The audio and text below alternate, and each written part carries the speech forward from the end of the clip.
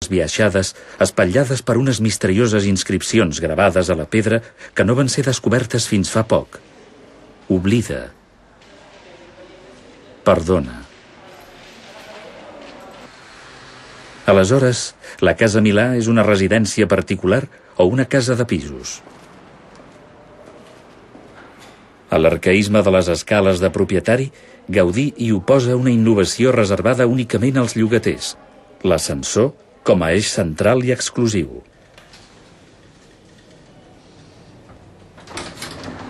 Imposa a la burgesia de l'època la renúncia a la tradicional escala de propietari. No hi ha cap altra sortida als replans o a cada banda de l'ascensor, ni accés annex ni escala d'emergència.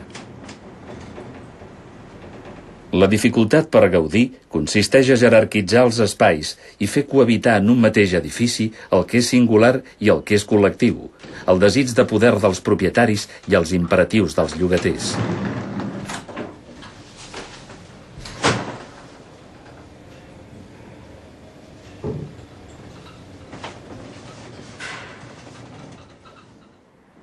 Gaudí concep un doble edifici, amb elements arquitectònics que remeten els uns als altres sense que això signifiqui que es repeteixen idènticament.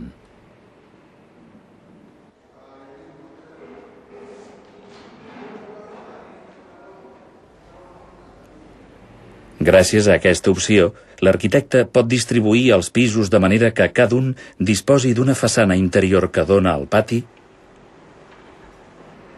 i també d'una façana exterior al carrer.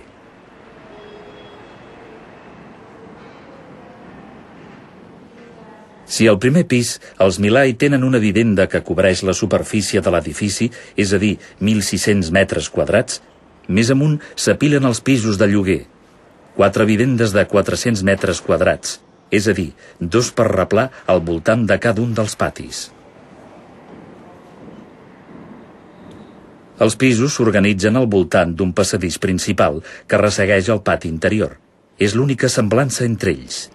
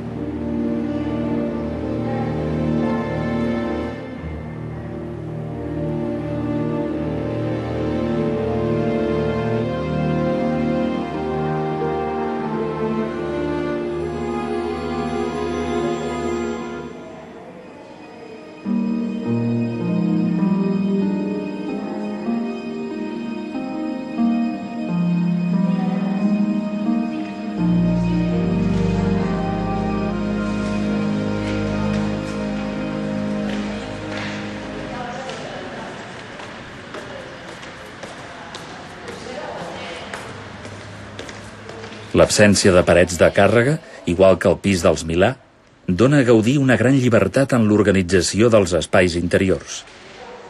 Els envans es poden modificar, les habitacions es poden fer més grans o més petites, cada pis és diferent, l'organització dels apartaments és variable. No m'estranyaria que en el futur aquesta casa es convertís en un gran hotel, per la facilitat amb què se'n poden canviar la distribució interior i el nombre de cambres de bany. Al fons de tot d'aquests pisos de gran categoria s'hi descobreixen, finalment, unes petites escales de servei i també d'emergència.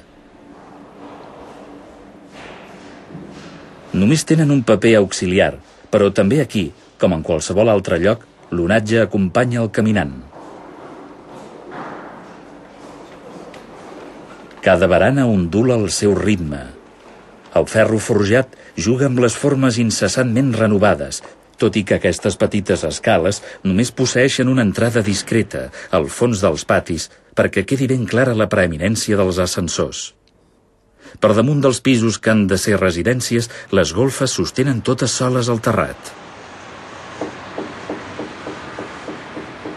Els immobles han de tenir una coberta doble, de la mateixa manera que les personalitats porten un barret i una ombrel·la. La idea de Gaudí és que les golfes i el terrat constitueixin una cambra de protecció de l'edifici i una teulada respectivament.